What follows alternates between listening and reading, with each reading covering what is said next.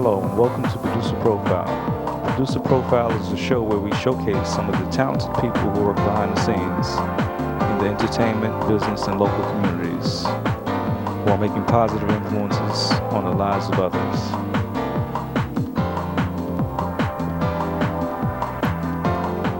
Welcome to Producer Profile. I'm Stella Winston. And I'm Jim Hill.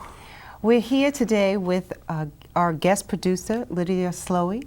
She has a cable access show entitled Life in its Poetic Form, and it's probably the longest running cable access show in the country. Would you say that? I don't know, but don't make me sound old. No, no. Actually, no, I'm only kidding. That's great. But you also have a gift. Yes, you okay. do. Yeah, Would you do. share that gift Yes, with us, please? Okay. Just want me to share poetically? No, just tell us about this it. this Okay. gift. It came through an experience, a search. I remember, my goodness gracious, it was back in 1982, and I was searching, and my back was up against the wall, and someone said to me, Lydia, you need to get saved. I said, saved? What are you talking about? Get saved. And then, so messages kept coming to me like that from different people. But everything that I was seeing was like turning me off. Like I saw, people that had to just wear all white. Right. I didn't want to get with that program. Okay. I saw, people that didn't want to have makeup on and earrings and stuff like that. I didn't want to get with that program. Okay. Because I believed in my heart that, God loves me like I am. Right. And the last thing that I want to do is get caught up in somebody else's picture that I don't fit in. Okay. So I just kept searching and searching. And then one day I was at home, and I was talking to my son. I have a son.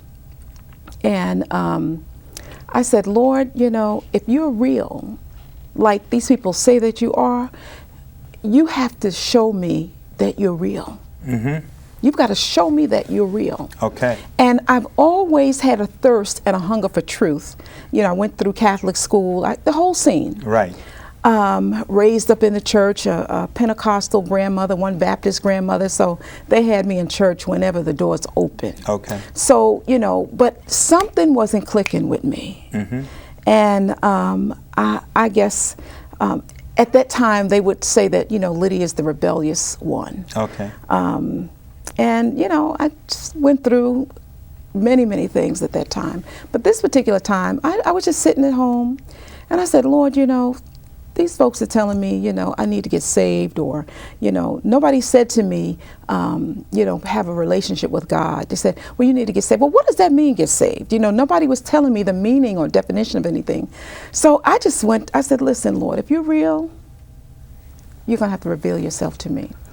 And I would always have a quiet time. Mm-hmm. I remember it was around the Easter season, and I took my son to church, and we went. It was the Lent season of the Catholic Church, and we went to church that particular evening. And I came home, and I just said, let me read my Bible, Uh-huh.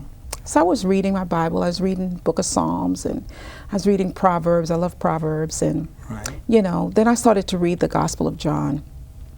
And all of a sudden, when I started to read the scriptures, it began to open up to me. The gift? No, the scriptures. Oh, okay. I began to understand them. Okay. Many times I would open it. Okay. And it was like, what? Okay. Right. Couldn't comprehend. Right. But this time, it opened, and I said, wow, something is happening. Mm-hmm. I'm seeing something different. And then I had an experience with the Lord that I rarely tell people because they don't believe, but I'm going to share it. This particular experience that I had, I have to sneeze. Go ahead. Go ahead. Take your time. Take your time. Okay. This particular experience that I had, I was in my bedroom this one morning, and I was just kind of talking to God about my day. Lord, I got to go to work,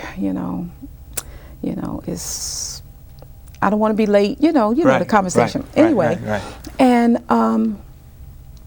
I had like a sense, like a presence, like, in my bedroom. It felt like it was so peaceful, I can't even explain it.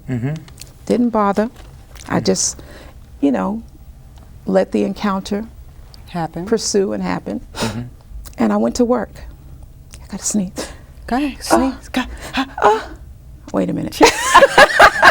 No, you're not supposed to sneeze. It's not ready. It's not ready. I am sitting on the edge of my seat trying to get this gift. I want to hear about this gift so bad. Yeah. And we want to hear some of this gift also. So I went to work and I came home that evening, and I was like folding up some laundry on my, sitting on my sofa. And I want to tell you, it was like I had an out-of-body experience. I can't explain it. Okay. I knew that I was caught up into like eternity. I can't explain it. It was a peace. it was ethereal, surreal. I can't even explain it. It was a peace that was in my house that it was like my ears was open to the universe. It was like I could hear every sound. Even in silence, I could hear a sound. And I remember, this is what I remember. I remember the Lord saying to me, he said, "Fear not, for it is I." Wow. Wow. And he said to me that he was going to put his Father's name in my forehead, that I would be sealed. That's what he said. Wow. And as I sat there, and I don't know how long or anything, because I wasn't watching the clock when it was happening, but I came back into myself. I came, back to, folding up clothes again. I don't know how much time it took. I don't know. I can't even explain that to today. But I had this experience. And he said to me that he would show me life poetically from the inside out. Wow. Wow. So, and that's where my gift started. So had you written poetry before then? Never. Wow. I hated poetry and failed English in school. So the gift is poetry. Right. The gift is a poetic, prophetic gift. Okay. And okay. I didn't understand the fullness of it until maybe 5 or 6 years, 7 years ago, that it had a prophetic move with So it. this happened to you, and it was a very, it was a pivotal experience in your life. A turning point that Okay, I'll never forget. so it happens. When does the first poem come from within? I started to write, just writing. I just had this urge to write, and everything I wrote was poetic, and I was hearing it. I was hearing it. I could write even today if I really, come out of my busyness and get into prayer and pursue the presence of the Lord. I tell you, I can write 4 and 5 pieces like that, right after one another. No waiting, no nothing. I hear it, it flows. Some things stay with me and they never leave me. Well, what we're going to do is we're going to take a musical break. Okay. And then Okay. when we come back, will you grace us with one of your poems? Sure. Please. We're going to hear Curtis Mayfield's It's All Right. Curtis Mayfield started his music career performing with the R&B group The Impressions. And Okay. here's Curtis Mayfield doing a solo performance of an Impressions hit titled It's All Right. I love that. Yes. Yeah, me too. Join Me with too. me as we all get together and say, it's all right. Come on. It's all right. Say it's all right. It's all right. Have a good time. 'Cause it's all right. Whoa, it's all right. We're gonna move it slow. When lights are low. When you move it slow, it sounds like a moan. And it's all right. Whoa, it's all right. Now listen to the beat. Kind of pat your feet.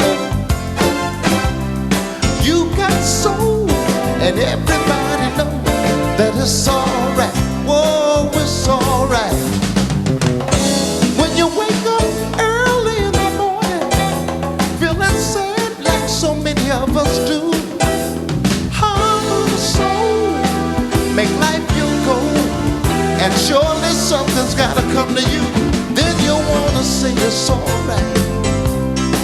Tell me it's alright. It's alright. Have a good time, 'cause it's alright. Whoa, it's alright. Now everybody clap your hands. Give yourself a chance. You got soul, and everybody know that it's alright. Whoa, it's alright. Someday I'll find me a woman who will love and treat me real nice. Then my road's got to go, and my love she will know from morning, noon, and night. And then you wanna say it's alright. Tell me it's alright. It's alright. Have a good time, 'cause it's alright. Whoa, it's alright. Now everybody clap your hands. Clap your hands. Clap your hands. And come on, let me hear you out there. Tell me it's alright. Give me it's alright. Tell me it's alright. I say it's alright. A little bit of the spiritual hymn that goes like, hey. Come on, you know it. Hey, hey, it's alright. Hey, hey, hey. One more time, let me feel you in the back. Hey,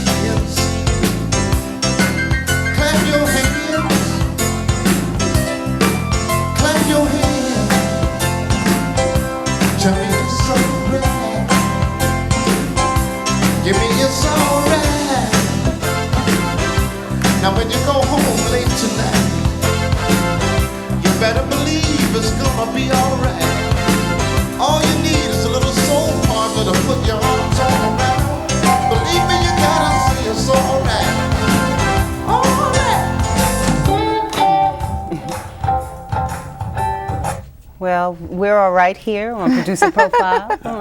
We're speaking with Lydia Sloley, and she has a show, Life in Its Poetic Form, and she just finished sharing with us her very pivotal experience with the God. Lord. And you wanted me to share something poetically with you. Yes. The Lord dropped this in my spirit. My goodness gracious, it has to be maybe 20 years. Some of the first things that I've written. He says, it's easy to have faith when things go well. Why? There's nothing to fear and negative thoughts don't dwell. But as you awaken into another day, all of a sudden you have no say. And it's time for faith to fall into play. But it's hard because you're used to having things your way. Now faith is the substance of things hoped for and the evidence of things not seen. Sometimes it's hard to accept this if you don't understand what it means. Holding fast to your faith in God is the most important thing that you could ever do. No matter what the conditions say, God is going to bring you through. Isn't that exciting? Wow, that's exciting. That is exciting. Isn't that exciting? Wow. And you know what? It's so much life in it that it never gets old. You know, every time I say that piece, it just ignites my faith again. It puts all of the doubt away. You know, it just says, okay, Lydia, chill, because God's got it. Now Just have faith. You're a motivational speaker as well. Yes. You go to many places. How Yes. are you received, and what kind of reactions do I get mixed reaction. Really? Yeah, I do. I've been in prison ministry for 15 years, so I go to prisons, male and female facilities. I do workshops for the New York City Board of Education. I do workshops for different churches, conferences. So it really depends on the audience then. Yes. How would you mentioned the prison. You worked extensively with the prison. Yes. How did that work out? How did they receive what you Well, said? one thing that I've learned and that we have to understand that people that have been through everything, have been out here, have done everything, you can't fool them. Right. They know a phony when they see a phony. Right. So you know, and the highest level of communication is spirit to spirit anyway. So if your spirit is right, when you walk in a room, people can sense that it's right. If you're faking it, folks can pick that up right away, because what's coming out of your mouth doesn't line up with your look or anything else. It's just total contrary. So that's a population you can't fool. So I would just go in and just be myself. I had fun, and I still have fun. I like to laugh. I get very serious, in the workshops, because I want to impart something. And when people are laughing, their emotions are open. And that's when I hit them. Well, let me ask you something. When you're at a workshop in prison, because I went into prison and I spoke in the women's prison, do you listen to the inmates? Yes, I do. Okay. Yes. Who do you listen to more? Do you listen to the inmates? Do you listen to God? Or do you listen to yourself? Well, three things are happening at one time. Okay. I'm listening to the inmate, and I'm also listening to the Lord, because I want to answer the right way. Okay. I want to answer with wisdom, and I don't want to be judgmental in relationship to their situation. What I want to give them is a strategy for their way of escape, not escape from prison, but their mindset. Okay. Don't look at it like this. Let's look at it like this. And take it apart, take the situation apart. Sometimes I even ask, well, what would make you want to do that? And there was God bless her, an older woman that I met at a facility, and she was a grandmother. And she had a young boyfriend, and he somehow convinced her to help him rob a bank. Wow. That's love. That's something's wrong. You hear what I'm saying? I don't know if that's love. Well, she thought it was. Okay. So anyway, she kind of pulled me to the side to tell me what was happening, and she wanted me to try to contact her children, but she really didn't know whether she wanted me to do that or not, because she had told them, she had a neighbor tell them that she had left the country. Okay, and wasn't in prison. And wasn't, right. She had to leave to take care of some business. She was from one of the islands. And so I asked her, I said, in the prison, it's like a community within a community. So she was grandma, the ladies just had called her grandma. So I said, Grandma, what would make you want to, rob a bank? What is it in you? What is it? What took place with you at that time inside that made you connect with that? And I tell you, she just began to weep, because she was angry at the time. She was angry about her life at the time. She wasn't satisfied being the age that she was. She felt that she hadn't accomplished the things that she wanted to accomplish in life. And this individual came into her life at a time when she was extremely vulnerable, and convinced her that if they did it this one time, he had did it before, and if she did it with him this one time, that, the majority of her problems would be over, because the majority of her problems were financial.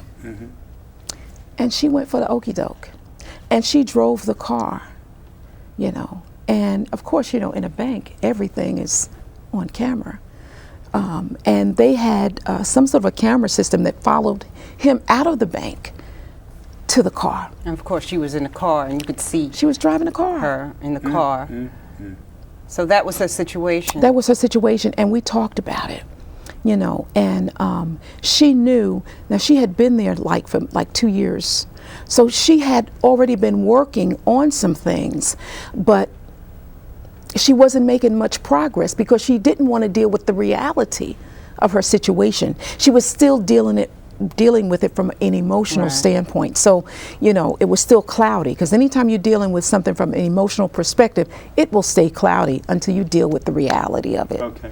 So you suggest dealing with the reality, okay, because like you're helping me, because there's a young brother who committed a murder, and he is lying to the system in so many words and saying that he didn't commit the murder. Okay. And he's trying to get out. Now, I'm feeling his pain, okay? However, at the same time, if I go and tell the brother to be honest and deal with the reality, he can get some years or even the death penalty. But you know, that deals with your conscience. That deals with, you know, that's a heavy call.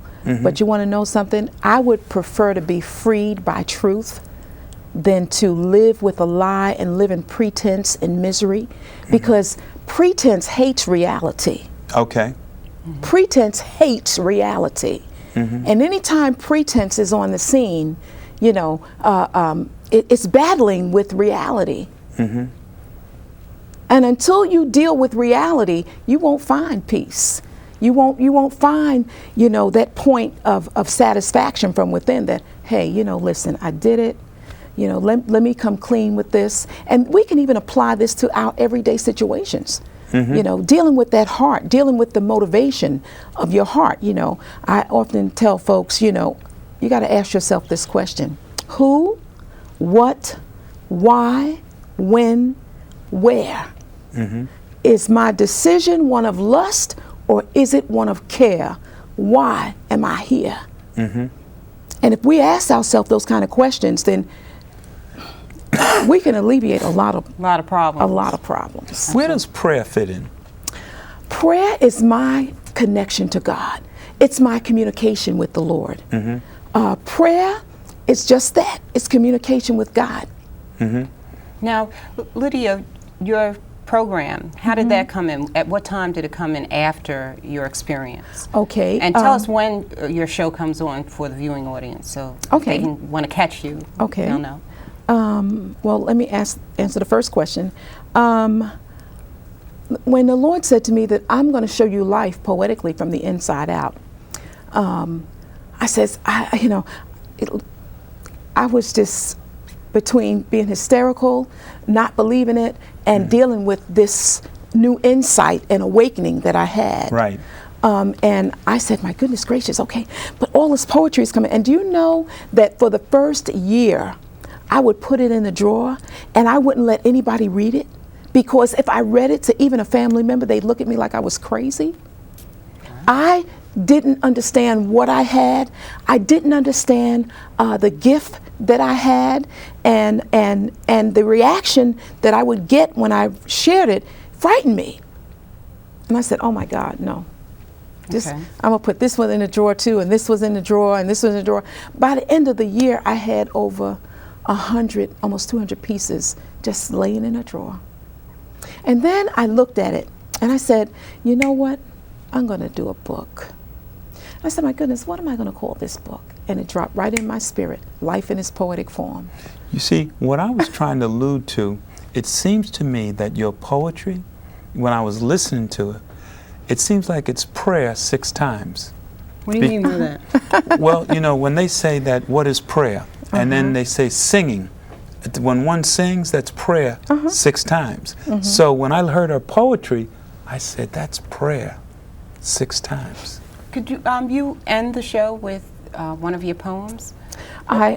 Can you? Yes. Would you? Okay, I just want to say you've been watching Producer Profile. I'm Stella Winston. And I'm Jim Hill. And our guest producer is Lydia Sloley. And she's going to end it with one of her poems. Yes. Okay, thank you. Life is something that we must choose to live. It's only by experience that you can express what you give. Now, don't look to judge your brother or your sister when their actions cause you to frown, for what they are going through is part of their life, and their up might be your down. Now, life must stay in motion if living is what you really choose to do. It may not be easy when confronted with a challenge, cause real living is only chosen by a few. Only love can balance your life's experience, and only love can pick you up when you're down.